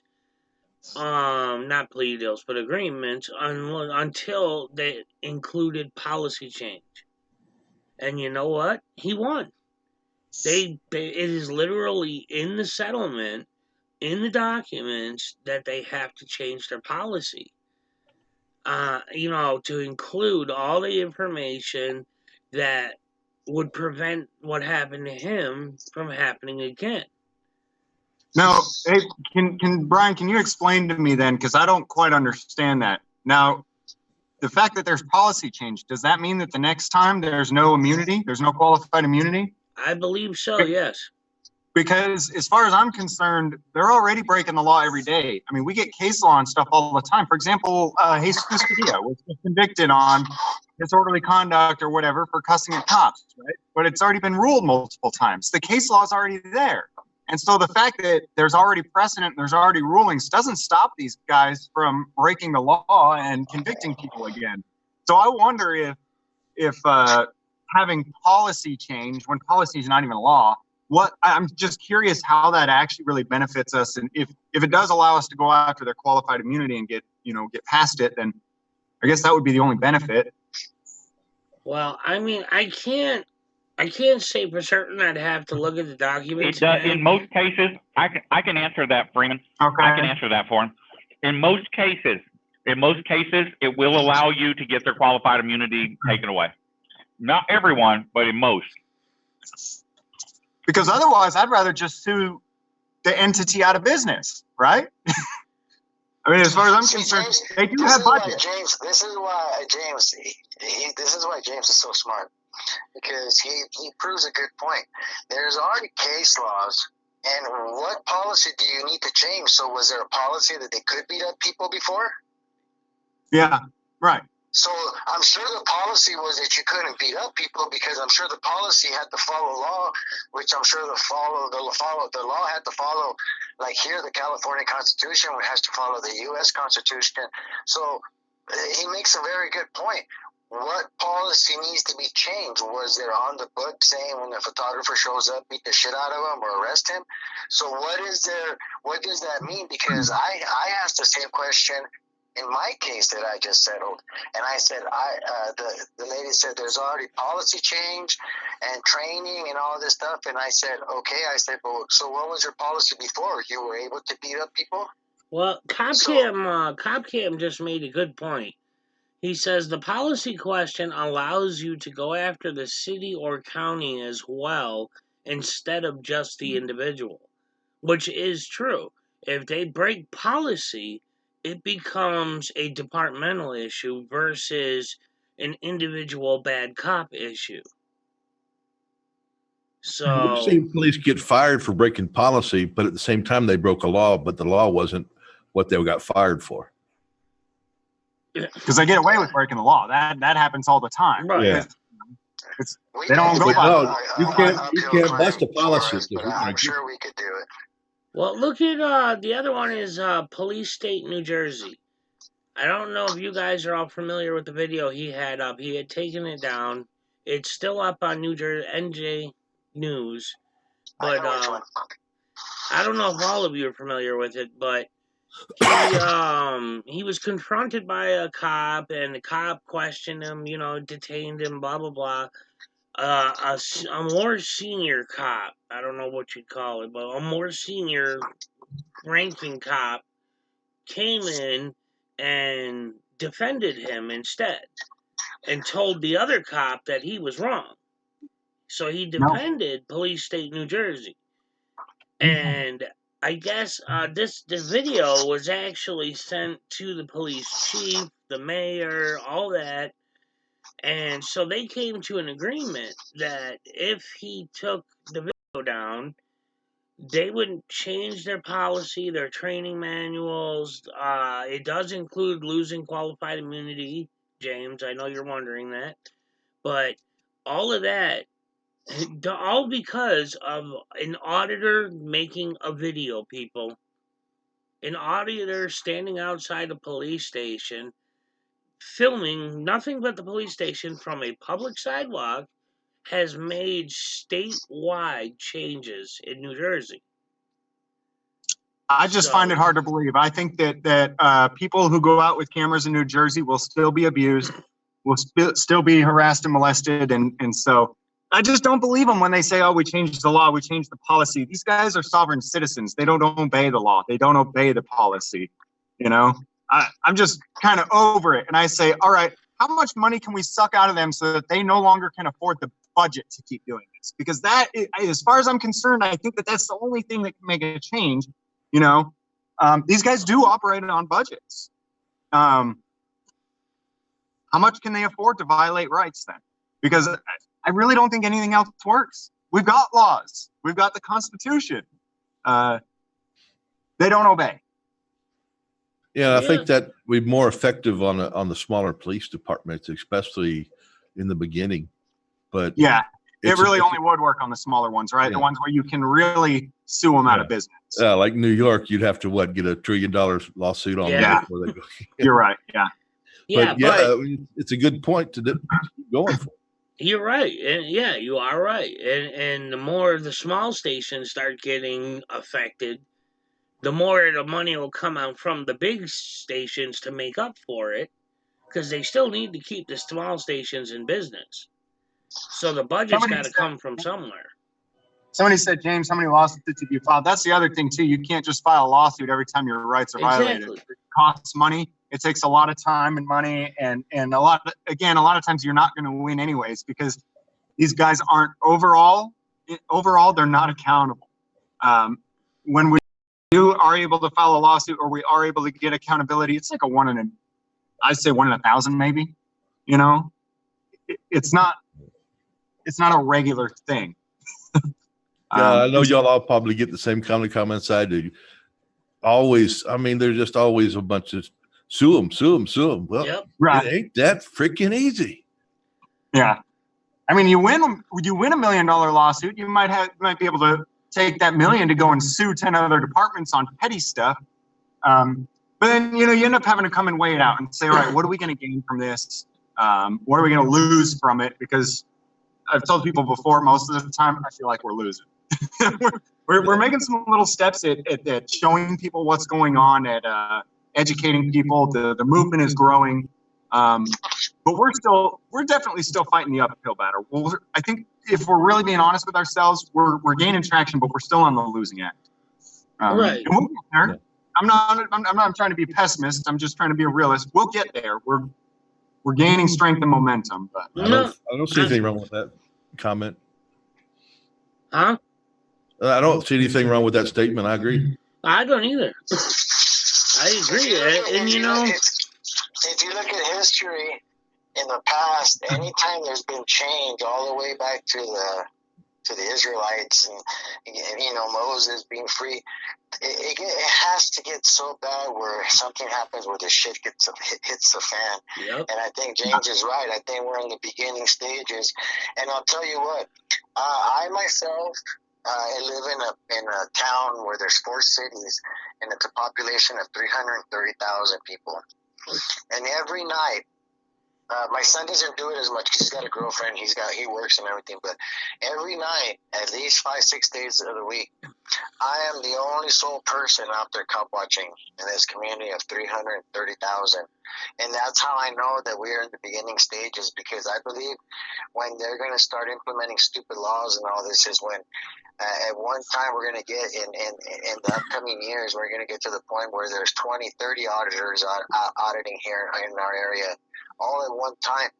And I think that's when something's going to happen. But I think we're in the beginning stages of a big movement.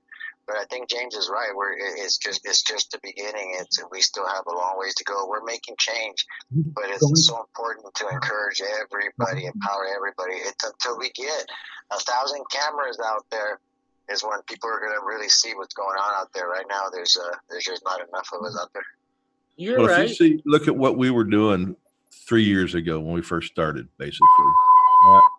And I say when we first started talking about the group the main group there that we're dealing with. All right. Look how many people we brought in or have brought in because of the videos. And if each one of those who keeps going for a while brings in the same amount on average that we do, look where we'll be in another 3 years. What do we have? 10 maybe 3 years ago? Yep. And that number may be completely wrong, but it wasn't many. And now I don't know what the numbers are, but it's at 4 or 5 times that much, I would estimate. No, way more. I'm just, you're probably right. I just don't have a number that I can put into anything. I don't know how many there are. There may be 200 or 300. I don't know. But even if my number is right, 3 years from now, if each one of those bring in the same amount of numbers that we have in the past 3 years, we will be in see a lot of development over the next 10 years. And it may take 10 years. I don't know, but it will be big. It's not going to stop.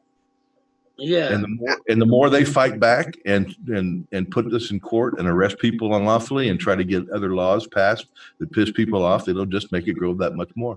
Well, I look at the oldest known video I've been able to find is about 12 and a half years old. It's on News Now Sweden's channel of a guy actually saying he's doing a First Amendment audit.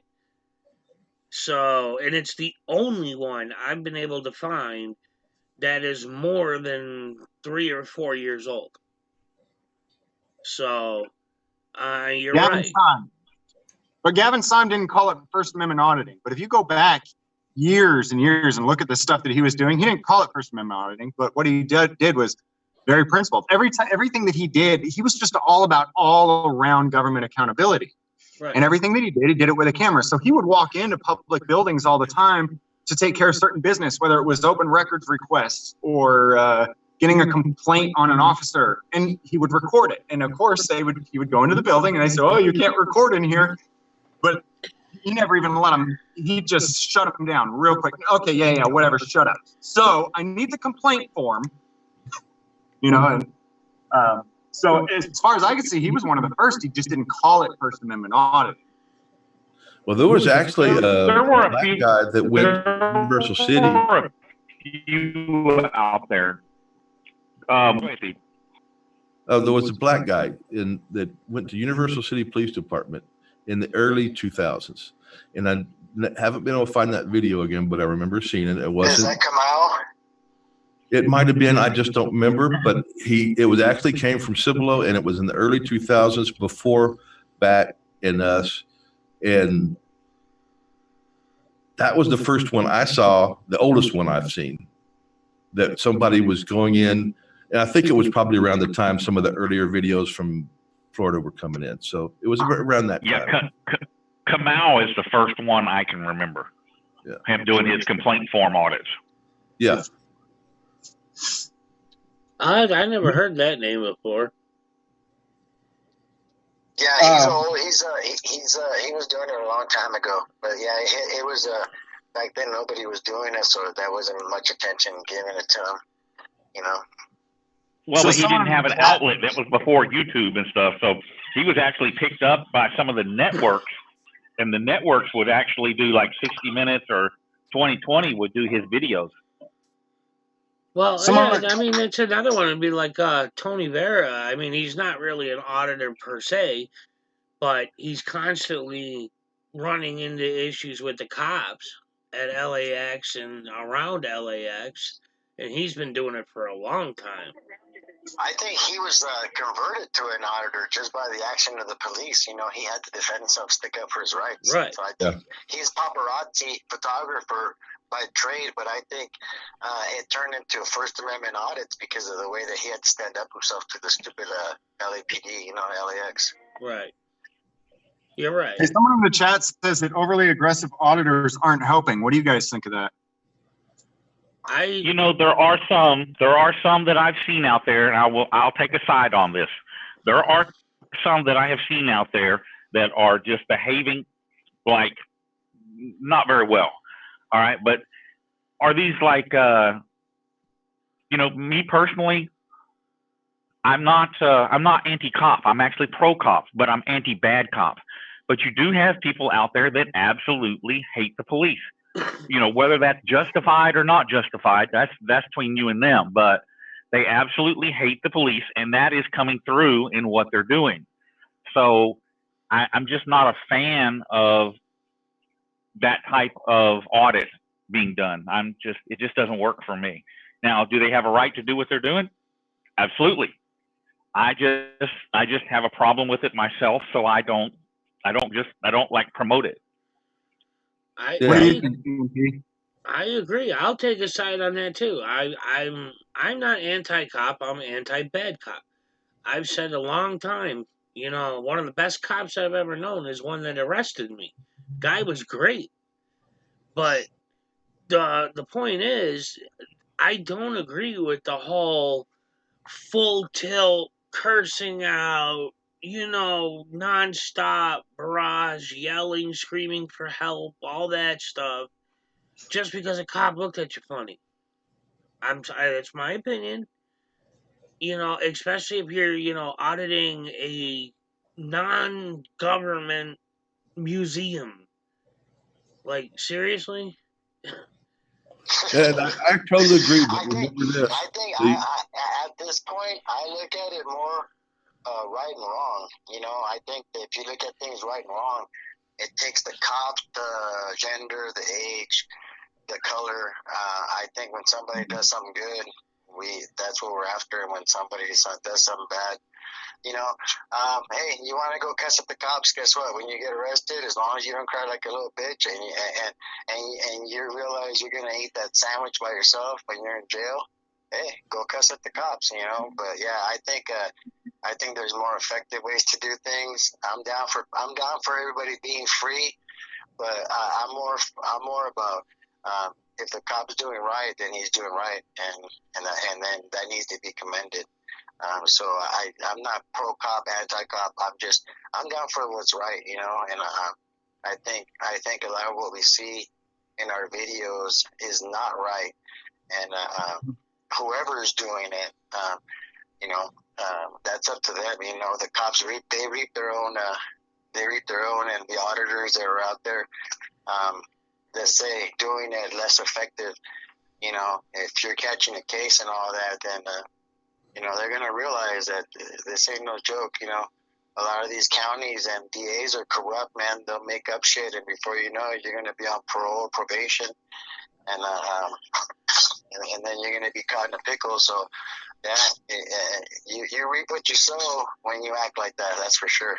Exactly. Do you really think though that one or two people or even 100 people acting in a certain way as individuals is gonna ruin an entire movement towards liberty? I don't buy into that. I mean, I agree with everyone else that there are certain people that I prefer to watch, others that I don't prefer to watch, but I don't buy into for 1 second that if somebody picks up a camera, goes and does a so-called First Amendment audit and just walks into the building and starts giving everybody the finger, that ruins liberty. I don't buy into that. No, I don't think it ruins the whole movement. I just don't think it helps.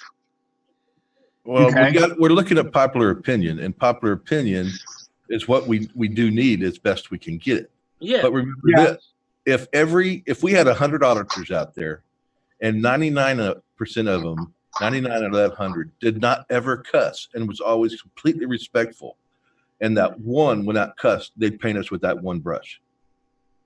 The media would, the police would. You know, I never used to cuss at all, and I got arrested 4 times. Now when the cops get aggressive with me, I start dropping F-bombs, I yell, I bow up and let them know, you ain't pushing me around, mother, right? I don't get arrested. Yeah, but see, so I get people's, you know, perspective of, oh, you should be polite, and you know what though?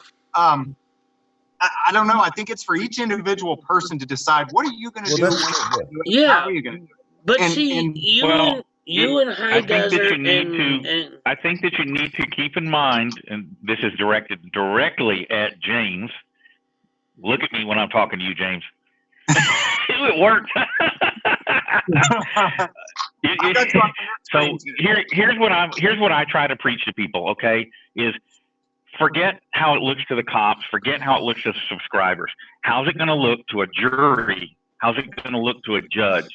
You know, once the cops go hands-on with you, hey, I'm all for it. The glove to that point, you know, I just kill them with kindness and let them hang themselves with their own rope. I really think that's the best thing. I think that's why Padilla got it, because he upset the jury. Right. Because he pushed it so hard.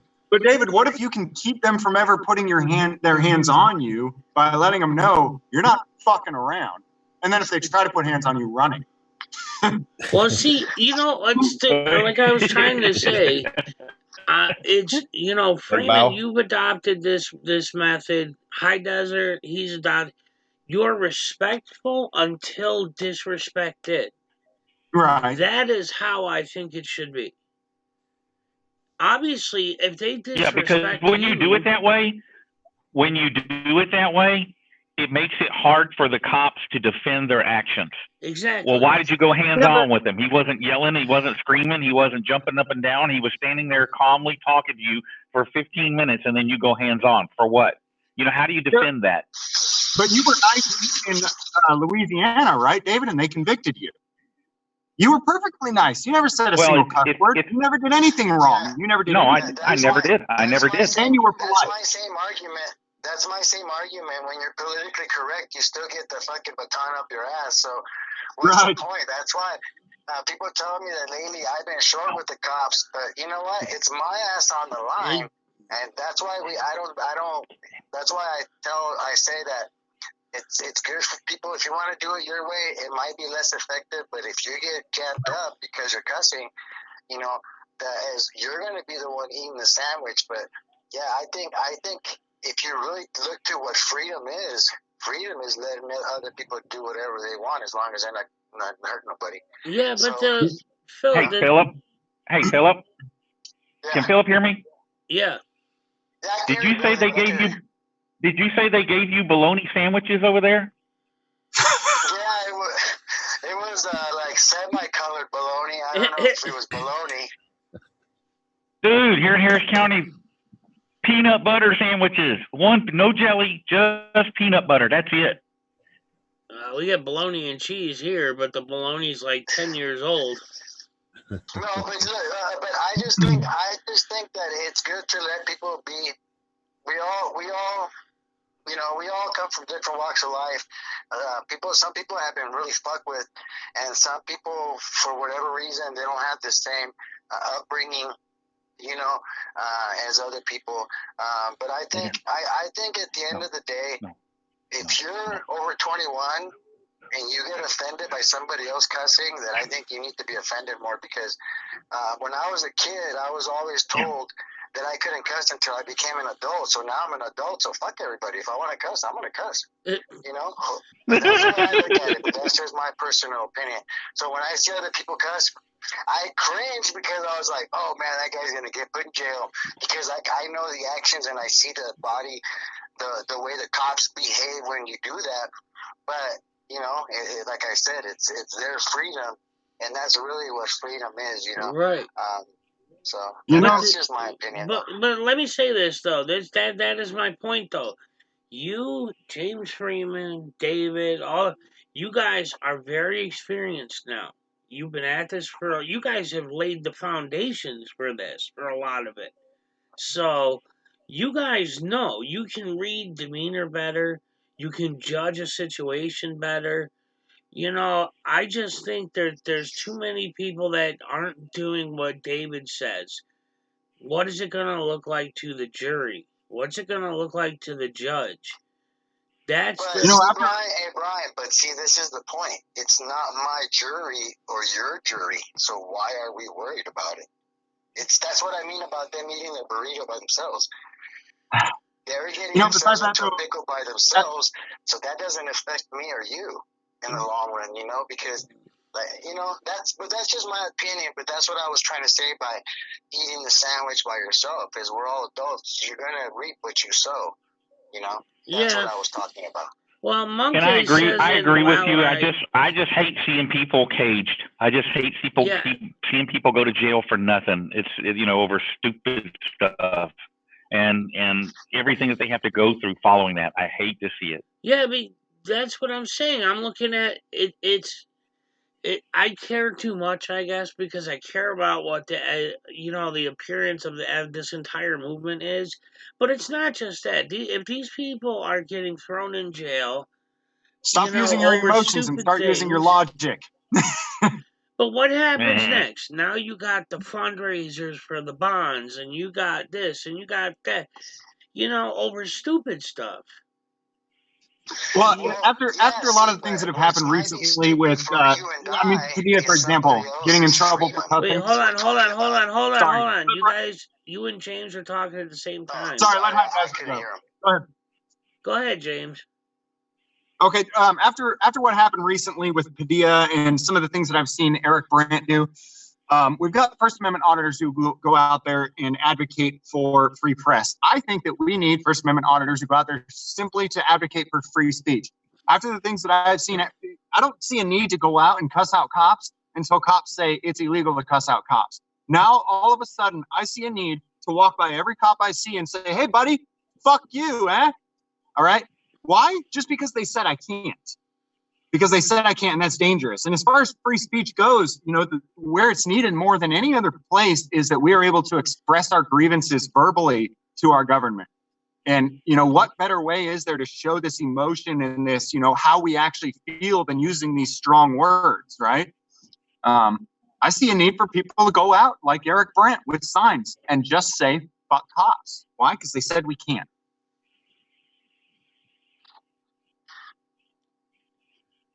Philip, go ahead. Sorry, I didn't mean to cut you off. I just couldn't understand both of you. No, I believe that's true, and that's what I mean by we're all so individual. Sometimes what I explain to you so in detail, it does not matter because it will not make sense because we don't come from the same world. We don't come from the same experiences. So, yeah, it's like we say, they were doing something stupid. Well, how is that? Because if that person knows that is his right and he can go express himself, how is that stupid? Or how is that dumb? I'm not saying that it's not. I'm just saying to that person, he's being legal, not doing anything illegal, just like us, not doing anything different than us. He's exercising his rights the way he wants to. That's what I mean about how does his rights become, so it's a matter of opinion, is what I'm trying to say, that I think as long as nobody's doing nothing illegal, let them go cuss, let them do what they want. They're going to be the ones in the pickle, I believe. Does it hurt us sometimes? A little bit. That's like saying Jose Canseco ruined baseball because he was taking steroids. If anything, he got more people to look at baseball. So it just depends, on how we look at things. This is way bigger than us. It's not gonna you or me or anybody else is not gonna ruin this movement. This movement's too big. It's way bigger than us. I don't think we should worry about that. My opinion. Well, just to stop for a second, I just wanted to say hello to Pink Camera Magic, who just came in, and apparently David is leaving. Yeah, I'm fixing to have to go. Well, David, before you go, if you wouldn't mind, can you just leave a message, say something for Ozark so when he actually does watch this? No, I'm not saying nothing to that dude. He didn't even show up tonight. Nah, I'm kidding. I hope I hope he gets to feeling better. Sorry that he's having to go through everything he's going through. It sucks. I know. I've dealt with it in my family. Just wish the best for him and what we did here tonight and found some value in it. All right, man. I appreciate it. Thanks for coming in, man. All right. Night, everybody. Night. Good night, David. So I got to get out of here, too. I got to get on the road. Okay, well, same deal for you, Freeman. All right. Yeah. I'm going to get... Be safe, James. What's that? I said be safe, James. All right, man. Yeah, just, man, I hope you get to feeling better, Ozark. And you have his phone number, right, Brian? Yes. Okay, yeah. If you can give him my cell phone number so he can get in touch with me. I don't know where he lives at, but I take a lot of trips. I might see if I can get out and just meet with him and chat with him a little bit in person. But yeah, I mean, we really appreciate your support. You came through big time the night that Bao was in jail. I mean, there's a lot of different people are needed in different positions in this. Not everybody has to go out and make videos, right? And there's a lot of people who you don't see on the screen who are backing us up and helping us. And we really sincerely appreciate it. We couldn't do it without all of you guys. And Ozark Hillbilly has been a huge help to all of us. So thank you. I hope you get to feeling better, and I'm going to try and come through and see you. So. Yeah, he's in the Lake of the Ozarks, so he's right on the lake. What state is that in? Oh, good question. I I don't heard know. of the Ozark Mountains up in Arkansas. I think they even run all the way up into Illinois, maybe. But Well, right, you can find out. I'll get you his yeah, number. I'll get in touch. I'll get in touch. We'll figure it out. Yeah. All right. Well, thanks for stopping in, James. All right, guys. Thank you. Have a good night. All right. Well, I think that's probably a good place to end this. And everybody's already said everything, so I'm just going to say thank you for all that you've done to support the community, and we really appreciate it. And you can also give him my number if he wants it. Sorry to hear about what's going on with you, but you've been a great supporter, and we appreciate it. Thanks, Steve. All right, man. Thanks for stopping in. Philip, you want to say it? Yeah. First of all, thank you, Brian, for bringing this together, man. For always doing stuff for the community and in an unbiased way, man, and giving a platform for everybody to come together. So thank you, Mr. Ozark.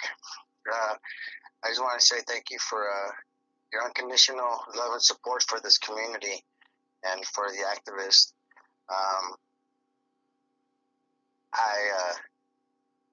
Sorry for what you're going through, sir, and I'm very humbled that that you would ask just a simple guy to be on here for you to chat with.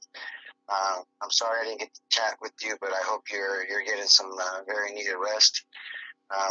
Again, thank you for all your support. Thank you for being a part of High Desert Community Watch. Again, very, very humbling, and hopefully we will see you again in another place, sir. And I just hope the best for your family. Thank you for all the support that you gave Bao. That was really, really great, and I think a lot of people will always remember you for your support. So thank you very much, Brian. Thank you again for giving us this platform, sir. To everybody that's out there, thank you guys for your support. Thank you for your support of Brian King and for this community. And I'm just very humbled and I'm very blessed to be able to pay forward what I've learned. And it's an honor. It's an honor to be here and a privilege. So. All right, man. Thanks for coming in and chatting. Yes, sir, Brian. So God bless everybody. All right, I'll talk with you later, man. Okay. Bye. Okay, guys. Well, that just about wraps it up for us. Ozark, of course. I'll talk to you. So, I thank everybody for coming in and spending time with us, and most of all for wanting to show your support to Ozark.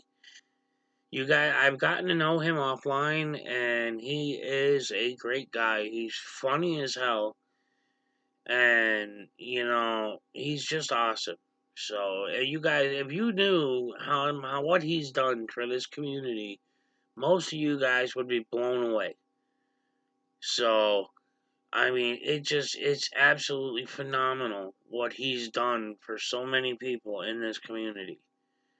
And so Ozark, you're my buddy, so I'll talk with you soon. And to all you in the channel, thanks again for hanging out with me and all my guests.